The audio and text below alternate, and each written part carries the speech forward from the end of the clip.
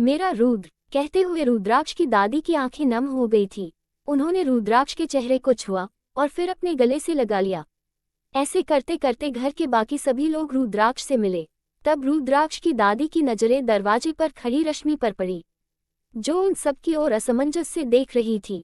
रुद्राक्ष की दादी उसकी तरफ आई और फिर रश्मि के सिर पर प्यार से हाथ फेरा और फिर उसे भी अपने गले से लगा लिया। रुद्राक्ष की दादी के गले लगते ही रश्मि अजीब सी दुविधा में पड़ गई थी। उसे समझ ही नहीं आ रहा था कि वो इस वक्त क्या महसूस करे, खुश हो या फिर अपनी किस्मत पर दुखी।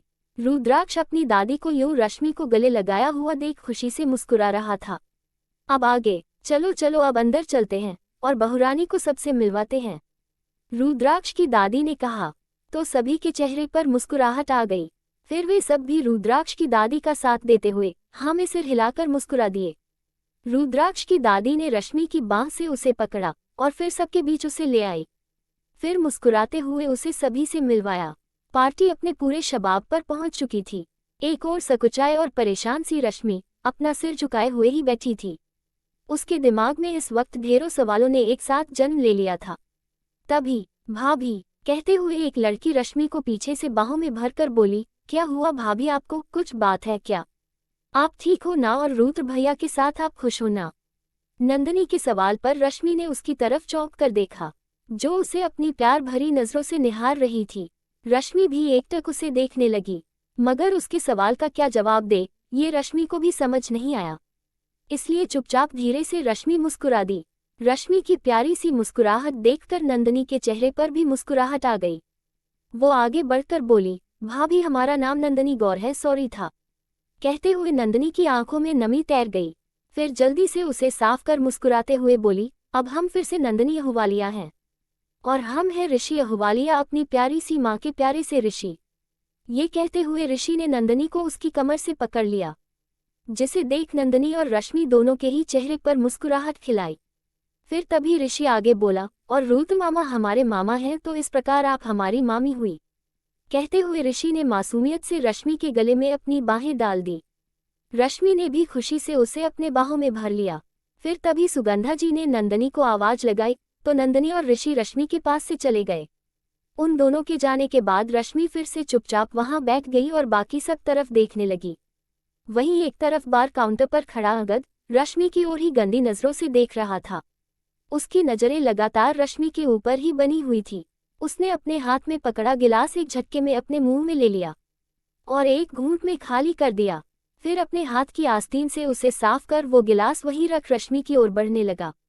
लेकिन तभी, रुक जाए भाई, आप उसके नजदीक भी नहीं जा सकते, क्योंकि अगर आप अभी गए तो बहुत तमाशा हो जाएगा और ये बात मॉम डैड को भी पसंद नहीं आएगी।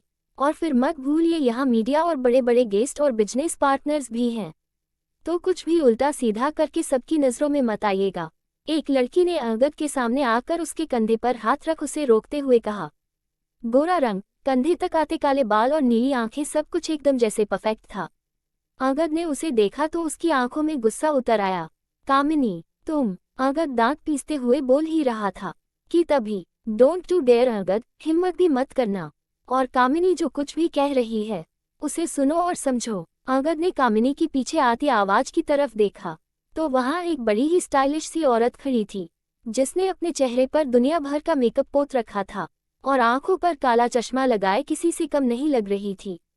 मगर मॉम, अंगद धीरे से मगर गुस्से से बोला। No but what I said no means no. Kamini तुम अंगद का ध्यान रखना, कहकर वो औरत अंगद और कामिनी की मां शलाखा जी वहां से चली गई। अंगद ने एक बार को जाती हुई अपनी मॉम को देखा, फिर गुस्से से एक नज़र कामिनी को देखकर वहां से चला गया। उसके जाते ही कामिनी ने एक गहरी सांस ली, फिर अपने चेहरे पर बड़ी सी मुस्कुराहट लिए अपने पति रितेश गौर के पास चली गई। रितेश गौर पहले नंदिनी का ही पति था और फिर ऋषि का पिता, लेकिन उन दोनों की तलाक के बाद रितेश ने अंगद की बहन कामिनी से शादी कर ली और वहीं उसी महल में रहने लगा। इस वक्त रितेश अपने हाथ में पकड़े गिलास के साथ कुछ लोगों के बीच घिरा हुआ था, जिसमें 2 लड़कियां और बाकी सारे बिजनेस पार्टनर्स थे। रितेश ने उनमें से एक लड़की की कमर में हाथ डाल उसे अपने से काफी सटा रखा था। ये देख कामिनी को रितेश के ऊपर काफी गुस्सा आ रहा था। वो रितेश के नजदीक आए और अपने चेहरे पर जबरदस्ती मुस्कुराहट लाते हुए रितेश की पीठ पर हाथ रखा। इस वक्त रितेश ने काफी ज्यादा शराब पी रखी थी, जिसके कारण वो अपने कंट्रोल में नहीं था। कामिनी के उसकी पीठ पर हाथ रखते ही रितेश घूमा और लड़खड़ाती जुबान में बोला, कामिनी बेबी, कहाँ थी तुम? मैं तुम्हें कब से ढूंढ रहा था। मैंने तुमसे हमेशा से कहा है ना कि तुम हमेशा मेरे आसपास ही रहा करो बेबी। यू नो ना बेबी, जब मैं तुम्हें काफी समय से नहीं देखता हूँ तो मुझे सांस ही नहीं आती है। रितेश नशे की हालत में ही बड़बड़ाते जा रहा था और इस वक्त उसका पूरा भार कामिनी के ऊपर ही आ गया था। मगर मजबूरी के कारण कामिनी उसे इस वक्त कुछ नहीं बोल पा रही थी, बस नकली मुस्कुराहट के साथ उसे संभाल रही थी। फिर मुस्कुराते हुए उसके कान के पास फुसफुसाते हुए बोली, रित बेबी, मैंने तुमसे कितनी बार कहा है कि इतनी मत पिया करो। चलो अब कमरे में चलते हैं। कहकर वो उसे कमरे की तरफ ले जाने लगी। वहीं एक कोने में खड़ी नंदनी रितेश और कामिनी को इतना नजदीक देखकर उसकी आंखें बार बार नम होती जा रही थी, मगर वो मुस्कुराते हुए उसे पोंछ ले रही थी। दूसरी तरफ रुद्राक्ष अंकित के साथ खड़ा था, लेकिन उसकी नजरें लगातार रश्मि के ऊपर बनी हुई थी। थोड़ी देर बाद पार्टी खत्म हो गई। तब फिर से सभी लोग रश्मि को घेर कर बैठ गए और आपस में बातें करने लगे। रुद्राक्ष रश्मि के बगल में बैठा मुस्कुरा रहा था। बूढ़ी काकी वहीं पीछे खड़ी थी और सभी के कामों को देख रही थी। तभी रुद्राक्ष की दादी माँ बोली, रुद्र, हम आपसे कुछ बात करना चाहते थे और उम्मीद करते हैं कि आप हमारी बातों को सुनेंगे भी और उस पर अमल भी करेंगे।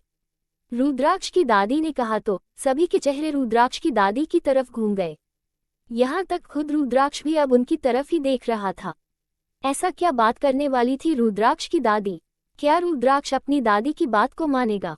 जारी है। लेखिका प्रियंका गुप्ता। आज का भाग आपको कैसा लगा कमेंट करके जरूर बताइएगा। तो मिलते हैं अगले भाग में। और जिन लोगों ने मुझे सब्सक्राइब नहीं किया है अभी कर लीजिए, ताकि आपको मेरी कहानियों के नोटिफिकेशन सबसे पहले मिल सके। Thanks for watching.